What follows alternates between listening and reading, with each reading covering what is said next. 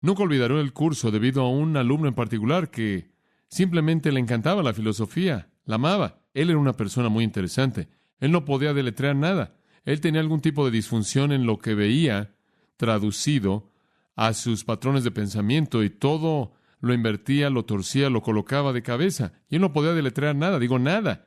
Ni el perro, el gato, pero nada. Gato salía al revés. Otga. Fue una situación increíble. Un día él se me acercó y dijo, creo que fue el primer día que había estado en esta universidad, y él dijo, creo que tú deberías buscar ser el vicepresidente del cuerpo estudiantil. Yo le dije, no quiero ser el vicepresidente del cuerpo estudiantil, no estoy interesado en absoluto en hacer eso. Tengo suficiente que hacer con el deporte. Si quiero acabar la universidad y quiero tener algo de estudio, no puedo hacer eso. Bueno, él dijo, yo lo voy a hacer por ti de cualquier manera, yo voy a estar a cargo de tu campaña. Y entonces él procedió a desarrollar una campaña entera para mí por todo el campus, y ni siquiera ni una vez en todos los letreros que él colocó, mi nombre estuvo deletreado de manera correcta. Y como resultado de eso, de manera natural, gané por mucho. Fue lo más simpático que ocurrió en el campus durante el año entero. Entonces, terminé el año siguiente siendo el vicepresidente del cuerpo estudiantil, realmente en contra de mi voluntad. Pero siempre me acuerdo de la clase porque él estuvo en ella y él solía escribir. Tuvimos un ejercicio en donde teníamos que responderle al profesor al escribir las respuestas en el pizarrón. Y él escribía estas respuestas totalmente incoherentes y yo solía pensar, eso para mí es el retrato definitivo de la filosofía. Nada de eso tuvo sentido en absoluto. Y debo apresurarme a decir que él terminó con una A y yo con una B de calificación. Creo que yo terminé con una B debido a mi actitud más que cualquier otra cosa. Pero fue muy frustrante estudiar la filosofía debido al hecho de que fue un ejercicio en la frustración de una mente degenerada, tratando de determinar la verdad definitiva sin la ayuda de Dios. Y algunas de las soluciones que la gente inventó eran absolutamente increíbles. Y no hubo ni dos de ellos que estuvieran de acuerdo. La mayoría de los filósofos niegan la existencia de Dios. Aquellos filósofos que dan lugar a la existencia de Dios normalmente dan lugar a su existencia solo como una causa general. Quizás de una manera deísta, que de alguna manera allá atrás, en algún punto, algunas veces Dios en cierta manera echó a andar todo, pero la mayoría de ellos niegan la existencia de Dios en su totalidad y tratan de explicar todo en el universo en términos de sus propios patrones de pensamiento racional, realmente sin esperanza. Primera de Corintios, capítulo 2, versículo 9, cosas que ojo no vio. Usted no puede descubrir la verdad de manera empírica, ni oído yo, ni han entrado en el corazón de hombre. Usted no puede descubrir la verdad mediante el racionalismo. Son las cosas que Dios ha preparado para los que le aman. Pero Dios nos las reveló por su Espíritu. El Espíritu es el que escudriña las cosas profundas de Dios. La ciencia, eso es empiricismo. La filosofía, eso es racionalismo. Según 1 Corintios 2:9, ninguna de ellas jamás descubrirá la verdad definitiva. No es sorprendente que Bertrand Russell, al final de su vida, a sus 90 años de edad, la gran mayoría de su vida, por lo menos 70 de esos años, pasados como filósofo, sus últimas palabras fueron, la filosofía ha probado ser un desperdicio para mí. Ese es un desperdicio largo, 90 años. Thomas Hobbes, el filósofo ateo famoso inglés, quien promovió la psicología materialista y lo que es llamado la moralidad utilitaria, cuando él se acercaba a su muerte, él dijo esto, estoy a punto de dar un salto a la oscuridad. Me dará gusto encontrar un agujero para salir de este mundo. Fin de la cita. David Hume, el filósofo deísta escocés, fue un hombre inmoral en todo sentido de la palabra, totalmente indecente, completamente deshonesto. Sus biógrafos nos dicen que él fue un maestro de inmoralidad, un negador de Dios. Y su muerte fue tan trágica que los que estuvieron ahí en su muerte dijeron que él agonizó hasta el punto de que él sacudió la cama entera y demandó que las velas estuvieran encendidas toda la noche y que nunca fuera dejado solo ni por un momento, y sus labios estuvieron llenos de maldiciones y remordimiento hasta que murió. Así es con los filósofos. Y así es con la gente que quieren eliminar a Dios y después en sus propias mentes, mediante su propio esfuerzo humano, intentar descubrir la verdad. Ahora, la ciudad de Colosas tuvo sus filósofos. La ciudad de Colosas tuvo a sus Hobbes, a sus Humes, a sus otros filósofos, como toda sociedad los tiene, famosos y no famosos. Y la pequeña asamblea de creyentes, la iglesia en Colosas, estaba en peligro de ser capturada por ellos, de ser infiltrada por ellos, de ser engañada por ellos. Ahora, recuerde algo del trasfondo acerca de Colosas. Era una pequeña ciudad en medio del valle de Lica. El valle de Lica fue nombrado así por el río Lica. Estaba aproximadamente a más de 100 kilómetros de Éfeso, ubicada en Asia Menor, y en ese hermoso y pequeño valle habían 3 ciudades: Colosas, Hierópolis y la más famosa, debido a la indicación en Apocalipsis, la ciudad de la Odisea. Esas 3 pequeñas ciudades ocupaban ese territorio. Ahora, una de esas 3, la ciudad de Colosas, tenía una iglesia. Hasta donde sabemos, también la Odisea tuvo una, y quizás también Hierópolis. Pero era una ciudad pagana típica, porque estaba ocupada por griegos, romanos y una población de gente judía que había dejado su tierra. Ahora, Pablo había estado en Éfeso durante 3 años. Durante el tiempo en el que él estuvo en Éfeso, él fue un instrumento vital al fundar la iglesia en Éfeso y las otras iglesias en Asia Menor. Y todas esas iglesias mencionadas en Apocalipsis 2 y 3 están en Asia Menor, y es muy probable que todas ellas fueron fundadas durante ese periodo de 3 años, como también otras iglesias, esto es Colosas. Y lo que probablemente sucedió es que mientras que Pablo estuvo ministrando en Éfeso, un hombre llegó ahí llamado Epafras. Y Epafras fue ganado a Jesucristo bajo el ministerio del apóstol Pablo. Él es mencionado en el capítulo 4, versículo 12. Él fue ganado a Cristo por el apóstol Pablo, y él regresó a Colosas y se convirtió en el fundador de la asamblea colosense. Ahora, 6 años han pasado desde que la iglesia en Colosas comenzó. Pablo ha terminado sus 3 años en Éfeso. Después de eso, él pasó un invierno en Grecia, desde donde él escribió quizás Romanos y Corintios. Después él regresó a Jerusalén. Cuando él llegó ahí con su ofrenda para entregarla a los santos pobres en Jerusalén, resultó que él fue arrestado. Él fue entonces llevado a Cesarea y él fue dejado en la prisión ahí. Cuando su encarcelamiento terminó, él fue traído a Roma para esperar su juicio. Eso fue lo que sucedió durante esos 6 años. Y retomamos la historia hasta ahora. Y conforme él ha estado en Roma esperando su juicio, Epafras lo visita en Romanos y Epafras descarga su corazón acerca de la situación colosense. Y Pablo lo envía de regreso con esta carta para tratar de ayudarlo a corregir las cosas.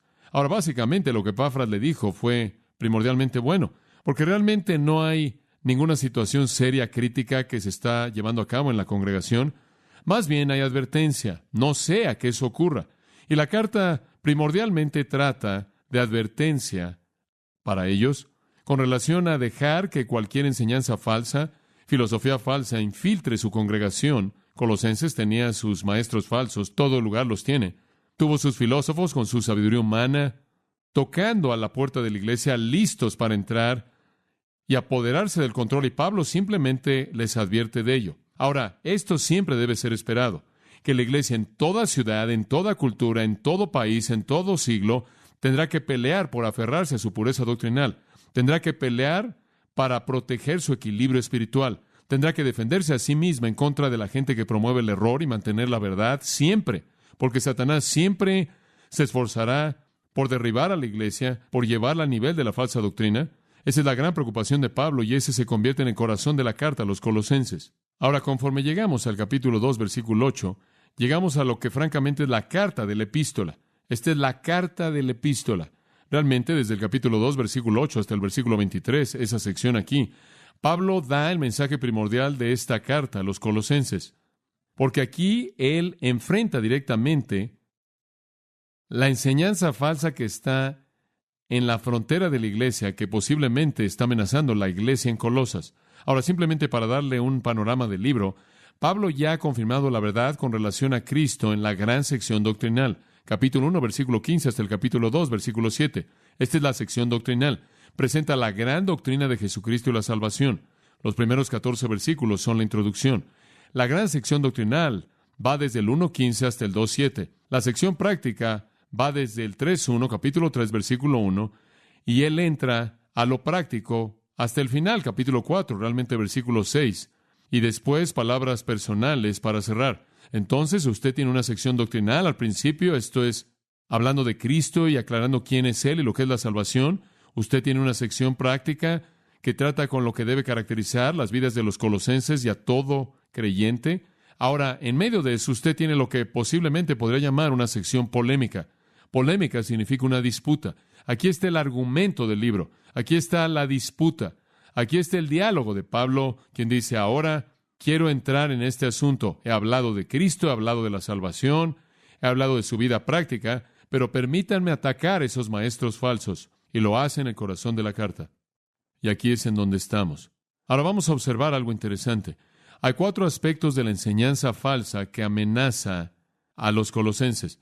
Tuve mucha dificultad bosquejando esta herejía porque Pablo nunca la nombra oficialmente, él solo toca sus bordes y es difícil que nosotros entendamos exactamente qué es, pero puede volverse algo claro conforme avanzamos a lo largo de esta sección en las semanas venideras. Pero esto es lo que sabemos, tuvo 4 elementos. 1, tuvo el elemento de filosofía, según los versículos 8 al 15, y eso es de lo que él habla en los versículos 8 al 15. Esa sección entera trata con este problema de la filosofía humana. En segundo lugar, tuvo en ello un elemento de legalismo. Usted podrá decir que el número 1 fue humanismo, el número 2 fue legalismo. Los versículos 16 y 17 se relacionan con el legalismo. En tercer lugar, tuvo un elemento de misticismo. En los versículos 18 al 19 habla de una adoración de ángeles más bien mística. Y en cuarto lugar, tuvo un elemento de asceticismo, un elemento monástico, un tipo de humildad falsa, retirándose de los patrones de vida normales, como algún tipo de monje o de ermitaño. Entonces, aquí hay una conglomeración de filosofía humana, legalismo, misticismo y asceticismo. Y en mi pequeña computadora entra y sale la palabra esenos, y vimos en nuestro estudio de introducción del libro de Colosenses que es muy probable que la influencia pudo haber venido de la comunidad de judíos conocida como los esenos. Eran una comunidad de judíos que parecía encajar con estos patrones. Ahora ese podría haber sido el caso. Quizás fue una forma de esa secta judía. Quizás simplemente fueron una serie de cosas coincidentales que realmente encarnan todo tipo posible de herejías que usted podría imaginar. Ahora, Pablo ya ha llamado a los colosenses a mantener una lealtad pura a Jesucristo.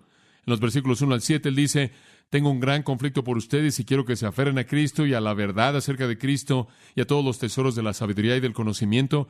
Él ha hecho esta afirmación grande, positiva. Quiero que se aferren a Cristo, quiero que se comprometan con la lealtad pura a Él. Y ahora Él se aleja de lo positivo a lo negativo. Esto es lo que quiero que eviten. Capítulo 2, versículos 8 al 23, aquí está la polémica, aquí está el argumento. Ahora, los falsos maestros, como ya hemos aprendido en nuestro estudio de Colosenses, estaban diciendo, como han estado continuamente diciendo en los primeros años de la iglesia, que tienen un conocimiento superior y continúan haciendo eso inclusive en la actualidad. Han venido y dicen, bueno, sabemos lo que ustedes no saben. Tenemos un sistema que es más elevado que el de ustedes. Tenemos un conocimiento que va más allá del suyo. Un sistema más elevado, más genuino del que los cristianos tienen. Y desde el tiempo del Nuevo Testamento siempre han venido y han dicho, tenemos una gnosis superior, la palabra para conocimiento. Tenemos un conocimiento más elevado, tenemos una revelación más elevada, tenemos un entendimiento más elevado de la verdad de Dios. Entonces Pablo en esta sección contraataca eso. Y lo que él está diciendo es que no hay una verdad más elevada, no hay un conocimiento más noble, no hay un entendimiento más grande, no hay una revelación superior, no importa lo que digan. Y en contra de la declaración atractiva de que un sistema más elevado era ofrecido por esta nueva enseñanza, él enfatizó que todos los tesoros de la sabiduría y el conocimiento están en Cristo, en contra de la doctrina de los eones, la doctrina de las series de emanaciones, de seres espirituales intermedios, a través de los cuales la esencia divina fue distribuida hasta que finalmente alcanzó un hombre en una forma diluida. Pablo presenta a Cristo como la única encarnación de la plenitud de Dios, capítulo 2, versículo 9. No hay muchos eones y seres angelicales entre nosotros y Dios, mediante los cuales Dios filtra su personalidad. Solo hay una representación de Dios en términos humanos, y ese es Jesucristo. En contra de la idea que esos intermediarios espirituales debían ser adorados por los hombres, que deben acercarse a Dios a través de ellos, Pablo les muestra que no son nada más que demonios que han sido conquistados por Cristo. Él dice en el versículo 15, Él despojó a los principados y a las potestades en contra de la idea del asceticismo, de abnegación personal y humildad falsa. Pablo muestra que ya no estamos apegados a cosas carnales debido a que hemos llegado a conocer a Cristo. Hemos pasado a una dimensión espiritual y las abstinencias carnales tienen poca importancia. Ahora, simplemente le estoy dando un panorama. Creo que es importante que nosotros veamos aquí un ejemplo excelente de cómo es que usted enfrenta la herejía. Y conforme usted ve lo que Pablo está haciendo aquí, él está atacando estas 4 áreas de herejía, todas dirigidas en contra de la asamblea colosense. Vengan o no en una o múltiples formas, no estamos seguros. Pero notará que no es cuestión de una denuncia amarga de la herejía. Él no nombra la herejía y después la despedaza parte por parte. Él no hace eso. No es una discusión detallada de la enseñanza falsa. No es una confrontación abierta contra la herejía. Lo que él hace a lo largo de esto, conforme enfrenta la herejía, es afirmar positivamente la verdad. Él simplemente afirma positivamente la verdad, una y otra y otra y otra vez. Un comentarista dice esto: él ahora llega al corazón mismo de su carta. El apóstol permanece de manera tan elocuente en la deidad de Cristo y la dignidad y el hecho de que los creyentes están completos, al grado que el lector se queda con algo de incertidumbre, sin saber exactamente cuál fue el sistema de error contra el que los colosenses debían estar en guardia. Fin de la cita. Y creo que el punto es obvio. Si usted conoce la verdad, cualquier sistema de error va a colapsarse frente a la verdad. Entonces es vital que Pablo presente la verdad. Ahora, estas 4 cosas que Pablo va a estar tratando, filosofía, legalismo, asceticismo y misticismo, pero únicamente para esta noche comenzaremos a ver, y esa es la filosofía. Ahora, conforme vemos los versículos 8 al 15, y de hecho solo vamos a llegar hasta el 10 hoy, del 8 al 10, vemos un contraste simple. Permítame tan solo darle 2 puntos y vamos a verlo simplemente. Cautivado por la filosofía en contraste a completo en Cristo. Y esta es la historia de todo hombre, porque todo hombre o está cautivado por la filosofía humana o está completo en Cristo. Eso es todo, bastante simple. Un hombre o se vuelve una víctima de la sabiduría humana, la razón humana, la lógica humana, o se vuelve completo en Cristo. Esa es la decisión de todo ser humano. Usted escogerá la sabiduría del hombre o la de Dios. En primer lugar, observe el versículo 8. Cautivado por la filosofía. Veamos lo que sucede. Mirad que nadie os engañe por medio de filosofías y huecas sutilezas, según las tradiciones de los hombres, conforme a los rudimentos del mundo, y no según Cristo. Ahora, Pablo les está advirtiendo, y él esencialmente está diciendo esto: cuidado, no sea que aquellos de ustedes que fueron rescatados del dominio de las tinieblas y ya han sido trasladados al reino del Hijo del amor de Dios, sean llevados como cautivos y esclavizados otra vez. Es parecido a Gálatas 5. No se enredéis de nuevo en el yugo de esclavitud. Para la libertad Cristo os ha liberado. No se vuelvan a enredar en el yugo de la esclavitud. No regresen a un sistema humano anterior. Legalismo en Gálatas. Aquí no regresen a un sistema humano anterior. Filosofía humana o sabiduría. Entonces la advertencia nos es presentada mediante un llamado a la vigilancia. En su tiempo presente, continuamente estén alertas. Estar constantemente alerta, no sea que seamos engañados. Estén continuamente alertas. Nunca bajen la guardia. La iglesia siempre está bajo ataque por parte de los falsos maestros. Nuestro Señor nos advirtió, regresando a Mateo 7, versículo 15, guardaos de los falsos profetas que vienen a vosotros vestidos de ovejas, pero por dentro son lobos rapaces. Mateo 16, versículo 6, Jesús dice: guardaos de la levadura de los fariseos. La levadura de los fariseos, ¿qué es eso? Legalismo. Cuidado con esas filosofías falsas. Pablo también advirtió en el capítulo 20 de Hechos, versículo 29, hablando a aquellos que son los ancianos efesios: porque yo sé esto, que después de mi partida, lobos rapaces entrarán en medio de vosotros y no perdonarán al rebaño, y de vosotros mismos se levantarán hombres que hablarán cosas perversas para arrastrar discípulos tras sí. Por tanto, cuidado. El apóstol Pablo en Filipenses 3:2, guardaos de los perros, guardaos de los malos obreros, guardaos de la circuncisión, el grupo de la mutilación, aquellos que quieren circuncidar. Pedro también advirtió en 2 de Pedro 3, versículo 17, guardaos, no sea que seáis engañados con el error de los impíos y caigáis de vuestra permanencia. Jesús dijo, guardaos. Pablo dijo, guardaos. Pedro dijo, guardaos. Y es necesario que nosotros escuchemos el eco, guardaos. Siempre habrá un esfuerzo por alejarlo de la verdad. Y dice usted, bueno, ¿en contra de qué debo guardarme o cuidarme? Observa el versículo 8 de nuevo. Que nadie os engañe. Ahora ese es un verbo interesante, es un verbo muy raro. Es una combinación interesante, es una palabra de combinación. La palabra hago está ahí. Hago significa ser llevado. Y la palabra sunei está ahí. Eso es interesante porque esa palabra significa botín. Se refiere al botín que usted se lleva en un robo o botín que usted se lleva en una guerra o lo que sea. Y la palabra significa simplemente llevarse el botín. Fue usado más tarde en escritos griegos no bíblicos para hablar de secuestrar, de robar una casa o de violar a una doncella. Él está diciendo, no dejen que nadie los secuestre, no dejen que nadie les robe su tesoro de la verdad, no dejen que nadie los viole con sus enseñanzas falsas. Hay un peligro real de que alguien va a llevarlo, lo va a tomar como presa, lo va a llevar cautivo, se lo va a llevar a usted como un prisionero de guerra. Eso es en contra de lo cual Pablo les está advirtiendo. Mirad, en 2 Timoteo 3:6, en los postreros días dice, habrán aquellos que se meten en las casas y se llevan cautivas a las mujercillas cargadas de pecados, arrastradas por varias concupiscencias. Misma idea exactamente, llevarse a alguien cautivo. Y la palabra puede ser usada de alguien que trataba con esclavos, que se lleva a la gente de una nación conquistada para venderla como esclavos. Para Pablo era impensable que aquellos que habían sido rescatados, aquellos que habían sido redimidos y aquellos que habían sido liberados pudieran someterse a esa esclavitud antigua de nuevo. De vez en cuando alguien me dice, bueno, solemos ir a Grace Community Church. Me los encontré en el supermercado o en algún lugar. Oh, ¿solías ir? ¿A dónde vas ahora? Oh, ya nos fuimos de ahí porque descubrimos que Grace Community Church no tiene la verdad.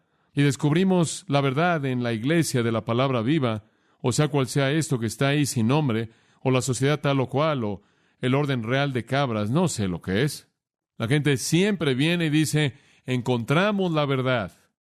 Y la realidad es que han dejado la verdad por la esclavitud a la sabiduría humana. ¿Cómo es posible que lo van a cautivar a usted? ¿Cómo es posible que lo van a hacer que se desvíe?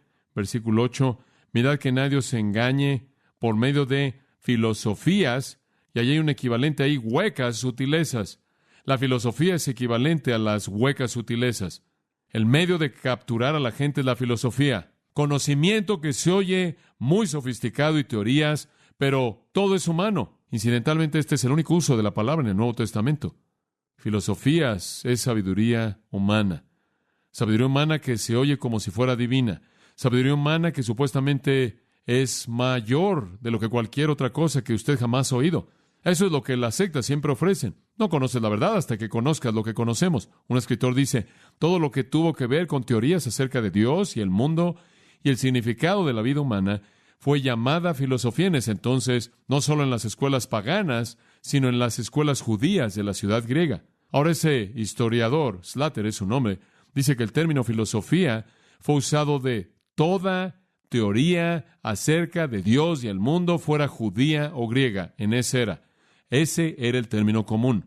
Entonces, toda persona que venía con cualquier nueva teoría acerca de Dios o una nueva teoría acerca del mundo, sus orígenes, sus significados y su destino, constituyó un filósofo con una filosofía.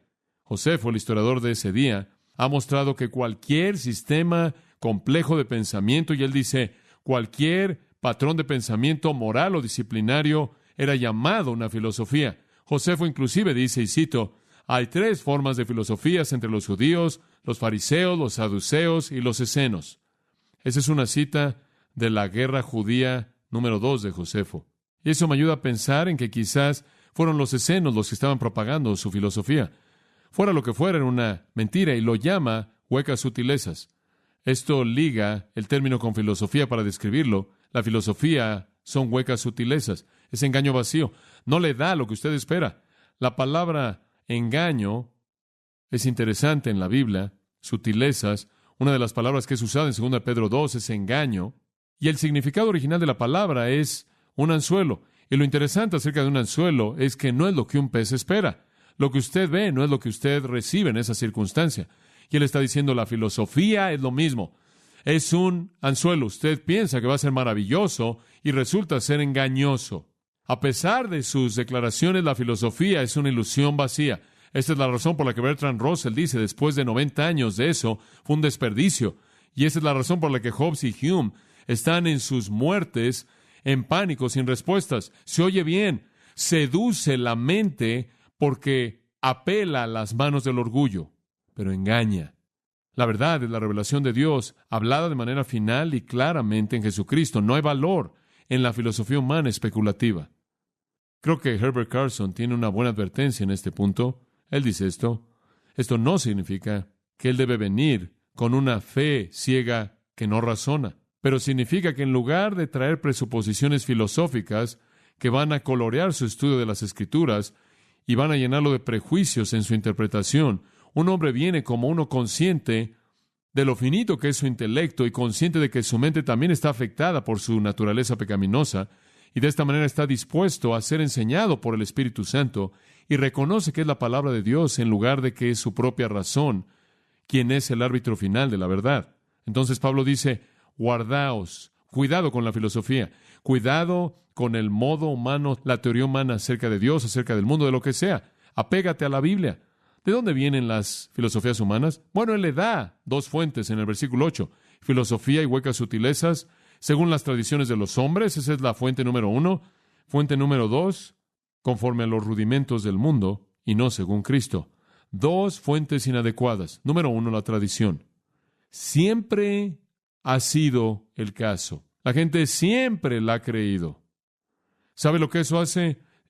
Eso simplemente perpetúa patrones de pensamiento humanos depravados, inadecuados. La tradición no significa nada. Simplemente porque es transmitida no significa que es verdad. Si usted tiene error para comenzar y lo transmite a alguien más, no lo hace mejor que cuando comenzó. Aquí le está diciendo, la filosofía viene conforme a la tradición de los hombres. Una de las cosas que me parecen tan interesantes, y realmente no tenemos el tiempo para desarrollar esto, cuando usted estudia la filosofía, casi todos los filósofos edifican sobre otros filósofos. Hay una secuencia increíble que fluye a lo largo de la historia de la filosofía. Y un hombre llega a este punto, el siguiente corta un poco de su filosofía y la desarrolla, y el siguiente hombre, y entonces lo que usted tiene en la actualidad, en la filosofía, puede remontarse, y casi toda la filosofía encuentra sus raíces en Aristóteles y Platón. Todo es simplemente un cambio y variación en el flujo de la tradición del hombre. Los errores son perpetuados. Observe el judaísmo. Para cuando Jesús llegó a la tierra, los judíos habían edificado una monstruosidad de filosofía tal, un desastre tal de sabiduría humana, que no podían ya identificar cuáles eran las tradiciones de los hombres y cuál era la palabra de Dios. Marcos 7, versículo 5. Los fariseos y los escribas le preguntaron, ¿por qué tus discípulos no andan según la tradición de los ancianos? Ellos habían desarrollado este sistema sofisticado en base a la tradición en su totalidad. En el versículo 8 Jesús dice, haciendo a un lado el mandamiento de Dios, ustedes se aferran a la tradición de los hombres. Y versículo 9, bien rechazan ustedes el mandamiento de Dios para guardar su tradición. No hay nada honorable en la tradición, no hay nada sagrado en la tradición, simplemente es ignorancia humana perpetuada. Entonces los judíos tuvieron sus tradiciones, los gentiles tuvieron tradiciones, ¿sabía eso? Transmitieron sus mismas filosofías antiguas. 1 Pedro, porque ustedes no fueron redimidos con cosas corruptibles como oro y plata, de su vana manera de vivir recibida por las tradiciones de vuestros padres. Todos somos victimizados por ella. Todos somos victimizados al transmitir el error. Yo veo a mi pequeño niño que se va a la escuela y llega a casa y dice, oye papá, realmente no venimos de los monos, ¿verdad? Y yo le digo, no venimos de los monos. Pero todo el mundo dice que venimos de los monos y el libro dice que venimos de los monos. Y le pregunté a la maestra, ¿por qué todo el mundo dice que venimos de los monos? Y ella dijo, porque eso es lo que los científicos siempre han creído. Yo dije, bueno, esa es una buena prueba de que no importa cuán inteligente seas, sin Dios y su revelación, nunca te alejas del error para llegar a la verdad. ¿No es cierto? Entonces, ¿de dónde viene esta filosofía? Viene de todas las filosofías antes de ella. Simplemente perpetúa lo mismo. Segunda fuente, rudimentos del mundo. Bueno, ese no es un término fácil de entender. Hay varias posibilidades. Permítame tan solo darle una idea general de lo que Pablo tiene en mente. El término en su sentido literal se refiere a los elementos básicos del aprendizaje, Rudimentos serían los ABCs. Literalmente significa cosas en una columna o cosas en una hilera, 1, 2, 3 o ABC. Él dice, esto simplemente viene de los ABCs del mundo. Creen que es trabajo de posgrado, pero no es nada. Es balbuceo. ¿Sabe una cosa? Usted va a la filosofía y usted recibe un doctor de filosofía y Pablo dice, eso es ABC. Principios rudimentarios de instrucción para la niñez, no adecuado para adultos maduros. Eso es rudimentos.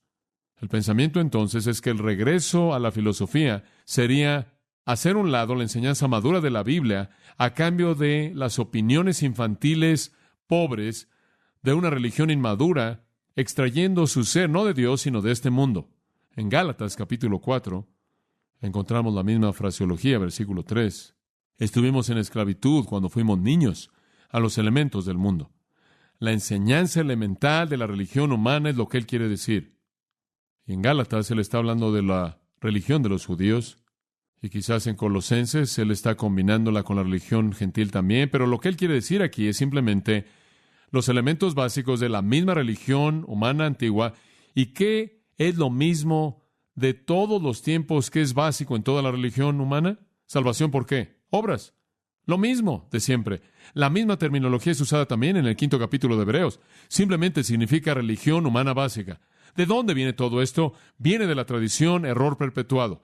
¿De dónde más viene? Viene de la religión propia del hombre infantil. ¿No le está dando usted algún conocimiento avanzado, profundo, nuevo? Usted oye a estos hombres promoviendo esto. Abrí el diario del sábado ayer y hay personas locas prometiendo nuevo conocimiento. Este hombre, su nombre es Norvel o algo así. Él va a trascender todo lo que usted jamás ha conocido. Todo lo que tiene que ofrecer es religión humana infantil, basada en la tradición de los hombres, que no ha podido encontrar a Dios debido a su depravación. ¿Quiere saber quiénes son los que realmente están avanzados? Observe a su alrededor. Se está sentando con ellos. La gente que conoce la palabra de Dios. La palabra también, y es un pensamiento interesante, Colosenses 2 de nuevo, la palabra rudimentos del mundo tiene un segundo significado posible en el mundo antiguo, y creo que el que le acabo de dar probablemente es el que Pablo tenía primordialmente en mente, pero es posible que la referencia podría ser ampliada para incluir esto. Eso era lo que se refería a espíritus elementales, seres espirituales. Especialmente la gente del día estaba ligada en asociar espíritus con las estrellas y los planetas. Eso es astrología, y estaban muy metidos en eso. Y es sorprendente en la actualidad que la gente cree que tiene algo totalmente nuevo, la astrología. Eso no es nuevo. Esos son los mismos rudimentos antiguos del mundo. ¿Sabía usted que Julio César fue un experto en la astrología y gobernaba su vida entera por lo que las estrellas le decían? ¿Sabía usted que Alejandro el Grande hizo lo mismo? Creyentes devotos, ambos, en la influencia de las estrellas. La gente que creía en este tipo de cosas, los espíritus elementales conectados con los planetas, estaban cautivos por un tipo rígido de determinismo que estaba establecido por las estrellas, y la influencia de estos espíritus a través de estas estrellas dominaba sus vidas. Y solían decir que solo había una manera de escapar. Usted era absolutamente un prisionero de las estrellas y los espíritus de las estrellas, a menos de que conociera las contraseñas correctas y la fórmula correcta, y entonces podía escapar del fatalismo que estaba incorporado en las estrellas. Usted tenía que tener, decían ellos, un conocimiento secreto, una enseñanza secreta. Y vinieron los falsos maestros y dijeron, tenemos la enseñanza secreta que puede aliviarlo del determinismo fatalista de las estrellas. Jesucristo no los puede salvar de los espíritus en las estrellas y los planetas. Tenemos la información secreta para eso.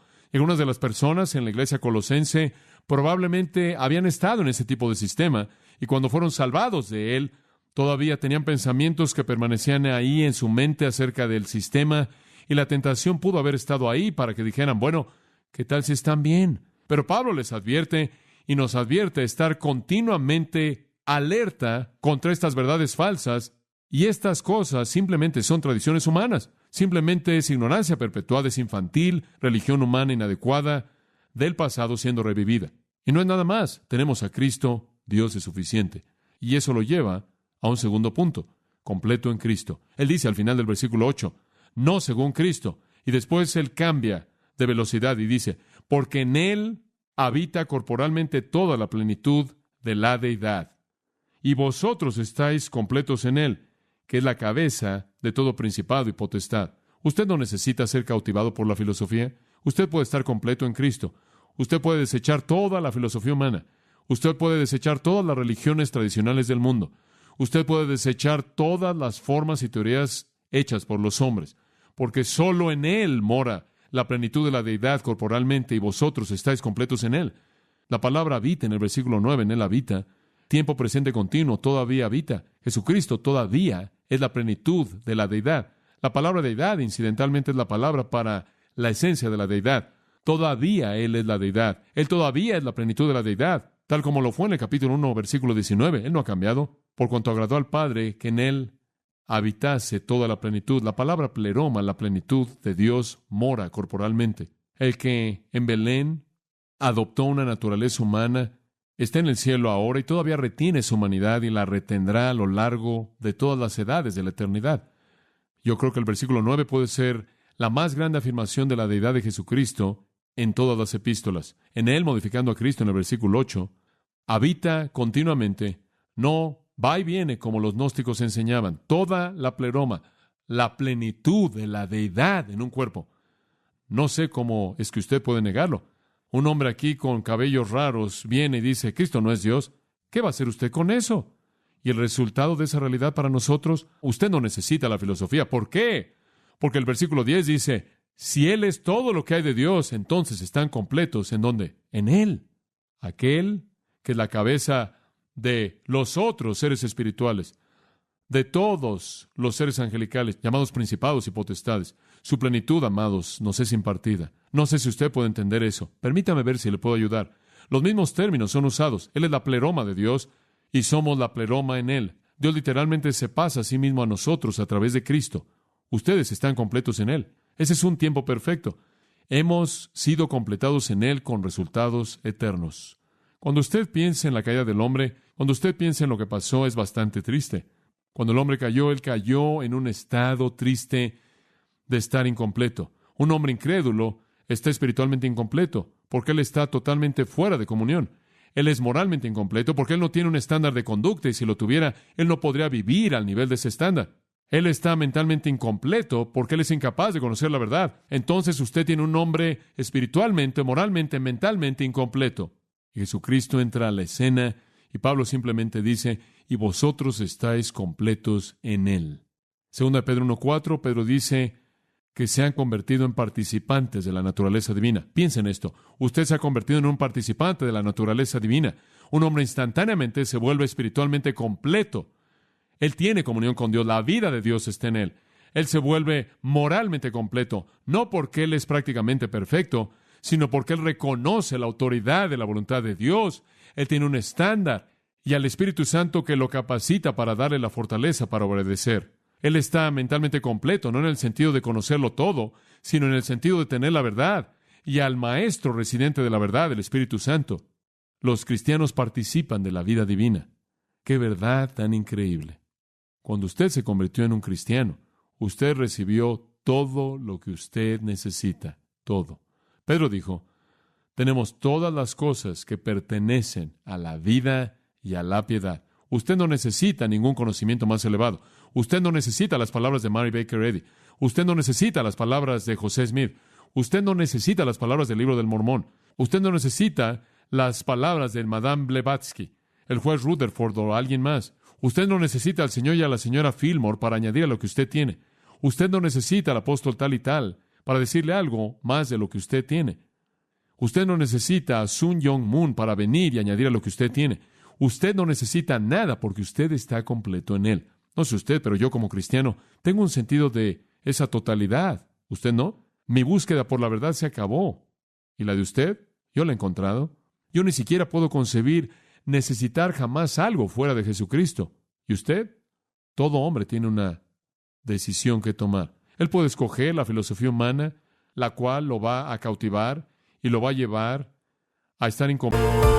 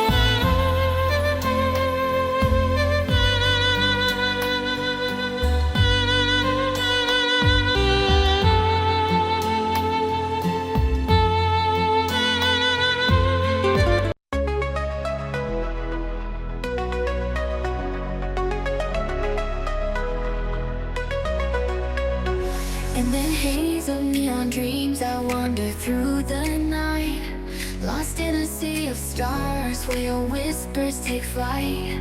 Electrified emotions, they dance around my heart. In this digital garden where we never have to part. Shadows blend with colors as the beat sets me free.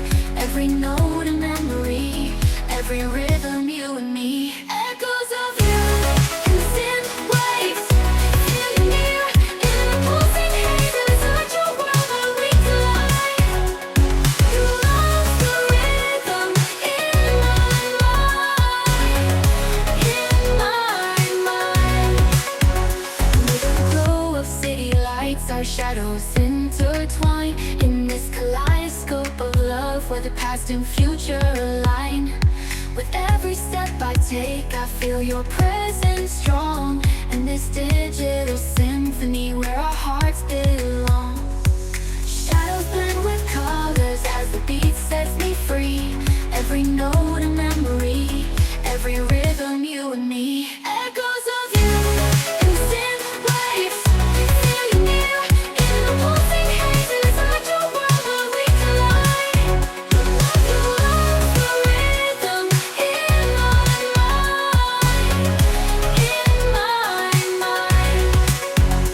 And in silence between the beats I find your voice. In the flicker of the lights I see your choice. Together in this dream we'll never fade. In the echoes of our love we'll always